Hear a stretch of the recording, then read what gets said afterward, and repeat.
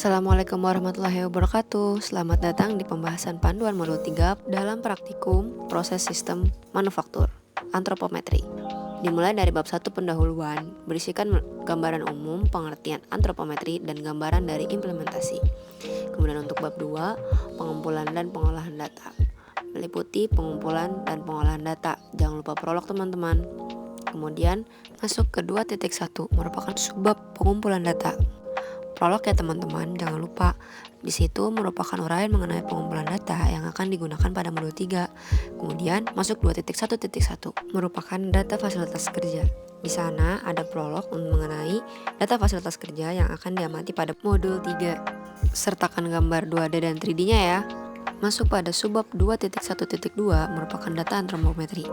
Jangan lupa prolog. Di situ uraikan mengenai seluruh data antropometri yang digunakan pada modul 3. Maksudnya, uraikan data antropometri yang kalian pilih untuk merancang atau memperbaiki fasilitas kerja yang kalian dapatkan. Kalian bisa memilih minimal 6 dimensi tubuh. Setelah menentukan 6 dimensi tubuh tadi, tanyakan pada asisten 1 dimensi tubuh yang akan dilakukan pengolahan datanya. Kemudian pada 2.2 pengolahan data itu merupakan uraian mengenai pengolahan data pada modul 3. Nah, kalian di sini awalnya prolognya kalian uraiin dulu data apa aja yang ada. Kemudian kalian kasih pengertian juga kenapa kita menggunakan tingkat kepercayaan 95% dan kenapa kita menggunakan tingkat ketelitian 5%. Kasih alasannya masing-masing.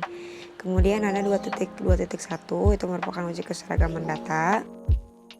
Kalian kasih prolog dulu dan kemudian langkah-langkahnya seperti 1 itu jumlah seluruh data. Jumlah seluruh data kalian total semuanya. Kemudian kedua ada rata-rata sebenarnya itu merupakan X bar sama dengan sigma XI dibagi dengan N. N itu banyaknya data. Yang ketiga itu ada standar deviasi dengan rumus akar dari sigma XI dikurang X bar kuadrat dibagi dengan N-1. Nah ini untuk seluruhnya ini dijabarkan dikurangnya 166, kemudian didapatkan standar deviasi sekian. Kemudian langkah keempat itu ada batas kontrol atas dan batas kontrol bawah. Di sini alfa yang digunakan tadi kan kita 95%. Kenapa di sini alfa sama dengan 1? Karena memang sudah seperti itu. Kemudian 1 dikurang 95% sama dengan 0,05. Kemudian alfa per 2-nya itu 0,05 dibagi 2 sama dengan 0,025. Jadi Z didapatkan 0,975. Ini udah pasti sama ya, karena kan semuanya sama. Dengan melihat tabel distribusi normal, maka didapatkan nilai Z sebesar 1,96. Dari mana Z 1,96 ini? Kalian udah pernah kan di SBI cara menghitung Z dari 0,975 itu berapa? 1,96. Kemudian untuk BKA rumusnya itu X sama ditambah Z dikali standar deviasi. Kemudian kalau BKB itu X bar dikurang Z dikali standar deviasi. Ditampilkan grafiknya, kasih kesimpulan dari grafik tersebut. Ketika nanti dirasa belum seragam, kalian bisa tampilin dulu di sini yang belum seragam, kemudian nanti kalian kasih kesimpulan, kemudian data yang sudah seragamnya baru kalian tampilkan lagi di bawahnya berupa perhitungan dan grafik juga beserta kesimpulannya. Walaupun kalian melakukan 2 kali perhitungan, misalkan 2 kali perhitungan dari yang belum seragam masih belum seragam juga sampai perhitungan ketiga kalian baru seragam, tampilkan saja yang sudah seragamnya.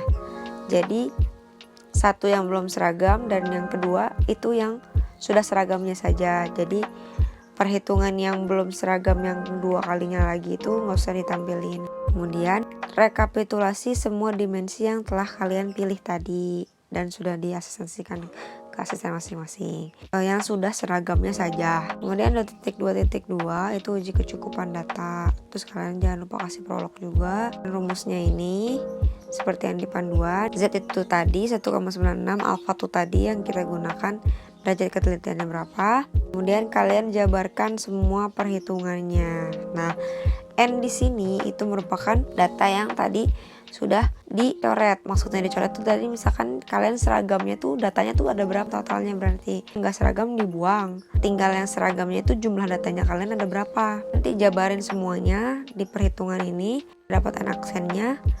Kalian itu lakukan ke semua dimensi tubuh ya yang kalian pilih. Dimensi tubuhnya berapa, pokoknya kayak gini rekapitulasinya. Setelah sudah, kasih keterangan cukup atau tidaknya.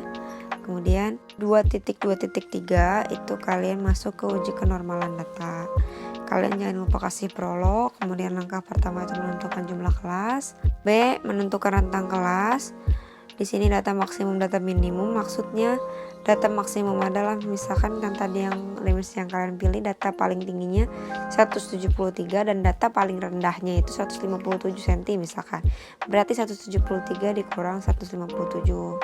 Jadi selisih antara yang terbesar dan yang terkecil. Langkah selanjutnya itu menentukan panjang kelas interval. Kemudian kelas boundaries dan kelas limit ini kelas interval. Di sini kelas limit itu didapatkan dari data minimum ditambah panjang kelas interval, sedangkan kelas boundaries didapatkan dari untuk batas bawah dikurangi 0,005, sedangkan batas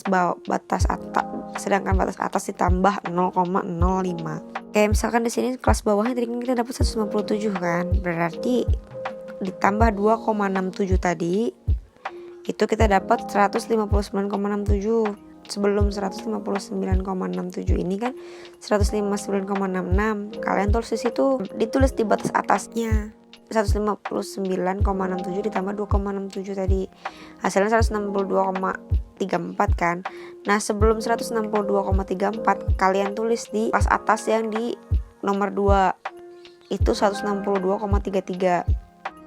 Dan begitu sampai kolom ke-6. Sedangkan untuk kelas boundaries kalian lihat 157 kan di situ, berarti untuk kelas bawahnya dikurang 0,005, berarti 157 dikurang 0,005 ditulis 156,995 dan seterusnya. Untuk kelas bawah dikurangi 0,5 dan untuk kelas A ditambah 0,05. Kemudian lanjutkan dengan menghitung nilai Z1 dan Z2.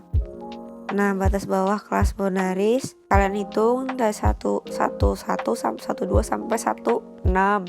Nanti jabarkan semua perhitungannya. Kemudian Z2 untuk batas atas kelas boundaries kalian juga sama, hitung sampai 2, 21, 22 sampai 26. Kalian jabarkan juga semuanya.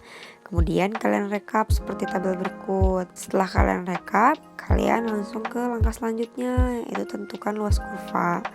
Nah, untuk menentukan luas kurva ini, kalian bisa dengan mudah dengan menggunakan Excel. Rumusnya seperti yang ditulis di situ. Dan ini kalian ngitungnya itu per tutup kurung dan tutup buka, bukan untuk semuanya. Jadi, misalkan di sini sama dengan P Z lebih kecil dari Z21. Kalian itu ngitung untuk nominus yang itu aja. Nah, nanti dikurang P dengan sekian, itu menggunakan nominus lagi. Semua perhitungan dijabarkan sampai P6, berarti P1 sampai P6. Kemudian lanjutkan dengan menentukan nilai EI.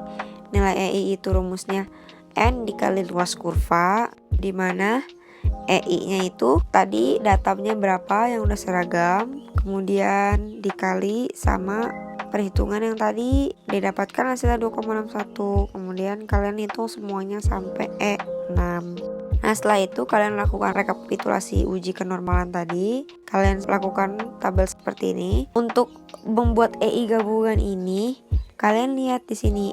Di sini kan ada keterangan EI yang kurang dari 5. EI yang pertama kurang dari 5 kan? Berarti kalian gabung sama kelas bawahnya. Saya dapatlah EI gabungan sebesar 0,82. Untuk yang ketiga itu kan 10, berarti itu lebih dari 5, berarti nggak usah digabung.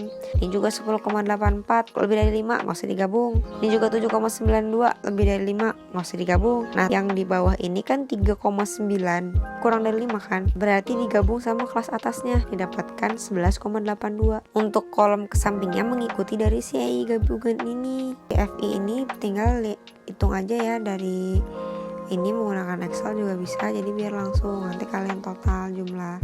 Lanjutkan dengan perhitungan X hitung, ikutin aja langkah-langkahnya. Kemudian untuk derajat kebebasan Ini memang sudah ketentuan. Jadi Kak di sini itu merupakan kelas yang tadi sudah digabung-gabung. Tadi kan kelas yang digabung-gabung dari 6 kita jadi ada 4 kelas kan. Berarti 4 dikurang 1. Kenapa dikurang 1? Itu memang sudah ketentuan karena ingin mencari yang berdistribusi normal. Kemudian lanjutkan dengan rumus ini. X2 tabel sama dengan X kuadrat dikali 1 min alfa dikali derajat kebebasan. Nah, kalian bisa pakai juga rumus Excel, jadi bisa lebih mudah. Gimana caranya? Seperti yang ditulis ya. 0,05 itu tadi kan tingkat ketelitiannya. 3 itu dapat dari tadi derajat kebebasannya. Kalian tinggal nulis kayak gini aja, nanti langsung kehitung di Excelnya otomatis. Langkah selanjutnya kalian bisa lihat kayak gini. Gabungan kalian jabarin semuanya. Nanti kalian membuat grafik seperti ini. Perhitungan yang dijabarkan dan ditampilkan itu hanya dimensi yang kalian pilih dari awal. Maksudnya yang dipilih oleh asisten dari awal. Tetapi rekapitulasinya tetap dilakukan untuk keseluruhan dimensi yang terpilih. Karena di panduan yang terpilih adalah dimensi TBT, maka grafik yang ditampilkan juga mengenai dimensi TBT. Untuk cara pembacaan grafik, di situ ada keterangan jika H0 ditolak, X hitung itu lebih besar dari X tabel. Ketika H0 diterima, X hitung akan lebih kecil dari X tabel. Daerah yang tidak diarsir itu menandakan daerah penerimaan, sedangkan daerah yang diarsir menandakan daerah penolakan. Nah, ini daerah yang diterima X hitungnya tadi kan 2,86, sedangkan X tabelnya dapat 7,81 kan. Berarti yang diarsirnya itu adalah yang bagian lembah, sedangkan yang bagian gunung itu tidak diarsir. Kemudian kalian kasih keputusan atau kesimpulan dari perhitungan di atas. Kemudian masuk ke 2.2.4, hitungan nilai persentil. Rumusnya sebagai berikut. Untuk Z faktor pengalinya tuh sumbernya dari weekend. Memang sudah seperti ini, cuman kita persentil yang digunakan tidak semuanya, hanya 5, 50 dan 95. Kenapa? Karena 5 itu termasuk yang kecil, 50 itu yang sedang atau rata-rata, dan 95 itu yang tinggi. Kemudian tadi dimensi tubuh yang dipilih itu apa?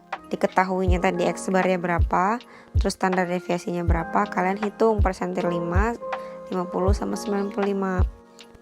Setelah kalian hitung, kalian lakukan langkah kedua, itu rumus persentil untuk data tidak normal. Rumusnya sebagai berikut, kalian hitung lagi dari persentil 5, 50 sama 95-nya. Nah, untuk nilai LI ini kalian bisa dapatkan di yang perhitungan sebelumnya. Nah, untuk LI ini kalian bisa masukkan yang tadi kelas boundaries kan, yang tadi di tabel awal, yang bukan awal, di tabel yang kelas boundaries dari mana gitu kan. Sini juga udah dikasih tahu batas bawah kelas boundaries. Nah, kemudian kalian itu nanti kalian lakukan rekapitulasi untuk dimensi tubuh yang kalian pilih. Hanya saja perhitungan yang ditampilkan atau yang dilampirkan pada laporan itu hanya satu dimensi tubuh yang telah dipilih oleh asisten. Masuk ke 2.2.5, itu merupakan rancangan perbaikan fasilitas kerja. Kalian kasih produk dulu, jangan lupa. Kemudian yang satu, persentil yang digunakan berapa, dari dimensi dari fasilitas kerja yang mau kalian ubah tuh apa, kalian jabarin. Terus kalian kasih ukuran rancangannya berapa, gimana, kalian mau nambah kursi kah atau gimana kalian ubah, itu terserah kalian. Kemudian persentil yang digunakan itu berapa, alasannya kenapa pakai itu. Kemudian toleransi yang ditentukan, yang kedua itu bagian apa aja nih yang kalian gunakan, yang kalian pilih. Kemudian dimensinya kayak gimana. Kemudian toleransi ketetapannya itu kalian kira-kira lagi aja, tapi kan karena kalian di sini ngerancang jadi jangan terlalu ngasal, kalian bisa asistensiin lagi dulu aja ke asisten kalian masing-masing. Terus ukuran jadinya berapa, jadi total dari yang ukuran awal sama ukuran ini ditambahin. Karena kalian kasih toleransi itu, jangan lupa beri alasan kenapa dikasih toleransi 1,5 kayak gitu. Kemudian setelah kalian melakukan semua itu, cantumkan si data fasilitas kerja yang udah kalian perbaiki, baik 3D dan 2D-nya. Setelah itu kalian visualisasikan menggunakan CATIA, software CATIA. Untuk tutorial penggunaan software CATIA, kalian bisa lihat di YouTube APK, dan nanti akan ada keterangan di sana untuk bagaimana cara Yang pertama untuk mendownload Katia, kemudian cara penggunaan Katia. Masuk ke bab 3 analisis. Yang pertama, poin pertama 3.1 itu analisis data fasilitas kerja kondisi sekarang dan kondisi ideal. Kalian uraikan bagaimana data fasilitas kerja kondisi sekarang serta kondisi yang ideal. Maksudnya adalah kondisi yang telah kalian perbaiki. Selanjutnya 3.2 analisis perbandingan fasilitas kerja kondisi sekarang dengan kondisi yang ideal. Kalian uraikan perbandingan dari fasilitas kerja kondisi sekarang dengan kondisi ideal. Maksud dari kondisi ideal adalah kondisi dari fasilitas kerja yang telah kalian perbaiki. Kemudian 3.3 itu ada analisis perancangan perbaikan fasilitas kerjanya. Jadi tadi presentil yang telah kalian masukin, terus kalian tambahin tuh toleransinya, kalian tulis di situ analisisnya kayak apa. Kemudian untuk bab 4 kesimpulannya, hasil dari keseluruhan pengamatan pada modul 3, bentuk poin dari keseluruhan kesimpulan. Kemudian jangan lupa ada daftar pustaka dan juga lampiran. Nah, nanti lampiran isinya kertas asistensi beserta set data yang seluruh dimensi tubuh, bukan yang kalian pilih aja tapi seluruh dimensi tubuh untuk lampirannya ya. Nah, sekian dari pembahasan panduan modul 3.